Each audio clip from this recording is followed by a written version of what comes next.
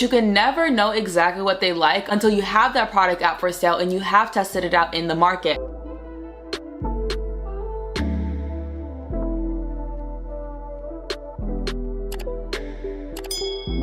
Hey boss babes, welcome back to my channel. So in today's video, I'm going to be teaching you how to calculate exactly how much inventory you are going to need when starting your clothing store.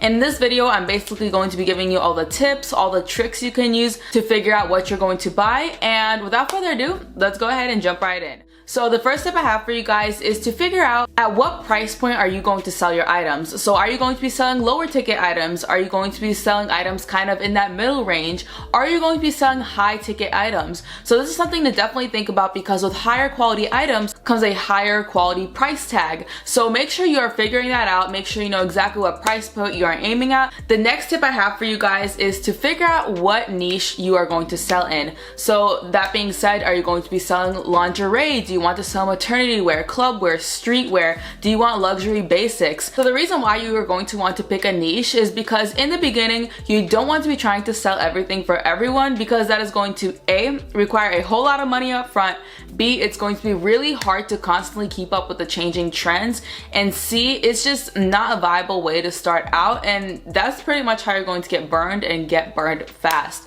So you definitely want to figure out what niche you want to sell in. A couple of stores that do a really good job of this is Savage X Fenty. So anybody who knows they need to get cute for a night or need to have something sexy to wear, they know to go to Savage X Fenty for a selection of lingerie apparel. So another example of this would be Naked Wardrobe. Naked Wardrobe is pretty much known for their luxury basics. So somebody who wants a high quality plain black dress, they know to head over to Naked Wardrobe, and that's where they're going to go ahead and purchase that. So that is my second tip to you. Definitely figure out what niche you want to sell in, because you do not want to be a store for everybody, at least in the beginning. So the next thing you're going to figure out is who is your target audience. Now in this video, I'm just going to briefly explain it, but I do have another video that talks about a target audience persona a little bit more in depth. So if you haven't watched that already, I'm going to link it up here so you can go ahead and watch it after this video. So pretty much what you want to do is you want to figure out your target audience and your target audience persona. So what that means is, what do your customers do for a living? What is their lifestyle? Do they like to go on yacht dinners? Do they like to go clubbing? Do they shop at Forever 21? Do they shop at Express? You want to know exactly what their hobbies are, where they work, what kind of family they have, are they single, in a relationship, what kind of TV shows do they watch? So all those things that you're figuring out, they're going to help you build a target audience persona, which is going to help you out who to market to later and help you shop for your specific audience. So if your target audience persona is a pregnant mother who likes to go thrifting in her free time, who shops at vintage markets, you're obviously not going to target club wear to her, because she's most likely not going to purchase that. So you're going to want to make sure that you know exactly who you're selling to and exactly what kind of things these people like. Now my fourth tip to you is figure out what is your budget. How much can you spend?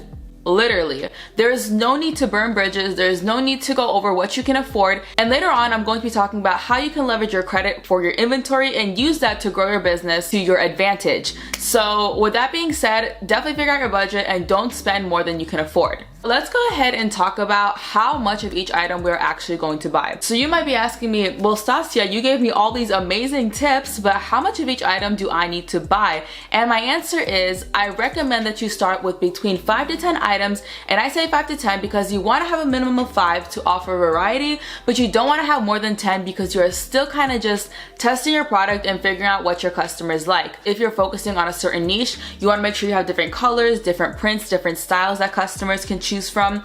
You also want to make sure that you are coordinating the things that you are buying, so that if a customer, let's say for example, buys a certain type of dress, you want to go ahead and make them feel like they're going to need the second dress or an accessory to complement that dress. So a great example of this is matching sets or a top that goes to the bottom. So make sure you're coordinating your outfits and styling them in a way that makes a consumer want to purchase both items.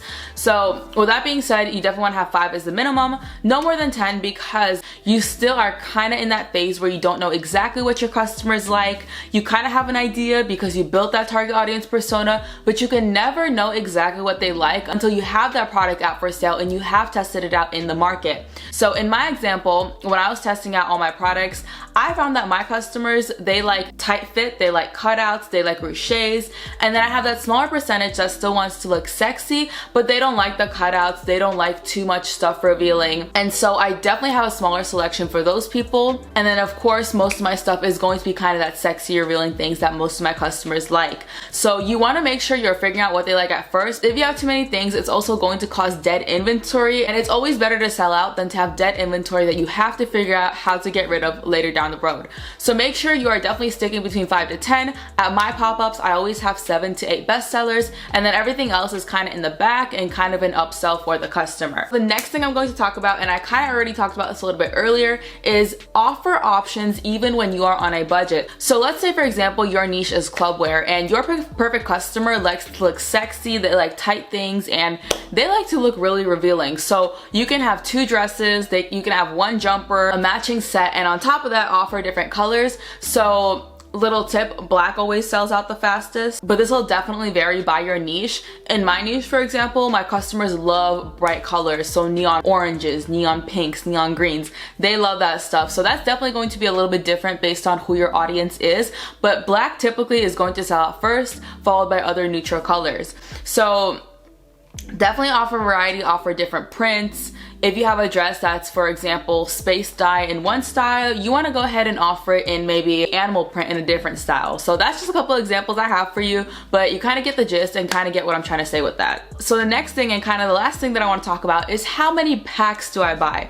Now, if you don't know what packs are, basically when you're wholesaling, especially in the USA, most clothing is going to come in a pre-pack, meaning that there's going to be 2 smalls, 2 mediums, 2 larges, or 3 smalls, 2 mediums, and 1 large in most cases. Some vendors have it where you can pick out your custom mix, or they have different types of mixes, but most of the time it's either a 222 or a 321. So I always say to start out with just 1 pack, because again, what are we doing? We are testing. So we don't want to buy more than what our customers are going to purchase, and you can always scale up that number and gradually purchase more inventory. And as I said before, it's always better to be sold out than to have dead inventory that you later can't get rid of. I will say that there is a way to get inventory for low to no cost, so make sure you're subscribed to this channel. That way you can watch that video when I upload it and I reveal to you the secret way to get inventory with pretty much no money up front. Now, the last part of this video, I want to go ahead and talk about how to leverage your credit when you are purchasing your inventory. So if you do not already have a credit card and you have not already started building your credit history, now would be the time. You want to go ahead and make sure you are building your personal credit. That way you can get approved for a credit card that has no interest for the first year or a couple of months. Now, the way you're going to use this to your advantage is you're pretty much going to load all of your inventory onto that credit card at first. Once you have loaded your credit card with that inventory, you're going to use that time period of no interest to market your item, to get ready for your launch, and to get your products out there and purchased, and then pay that credit card back and keep your profits on top of that. So basically what you just did there is you took out an interest-free loan, and you didn't have to worry about using your own money, you didn't have to worry about paying overdraft fees or paying interest up front, and that is how you're going to leverage your credit for your inventory. So if you guys found this video helpful, I want to go ahead and ask you to please subscribe to this channel, because I'm almost monetized and you guys know that I love giving out this information for free without charging you a dime. So make sure you're subscribing to my channel, because that would mean the world to me. And let me know in the comments below what in this video helped you out. What could I have done better? What tips do you have for other people who are trying to do the same? So again, thank you guys so much for watching. Like this video, comment on it, and I'll see you on the next one. Bye!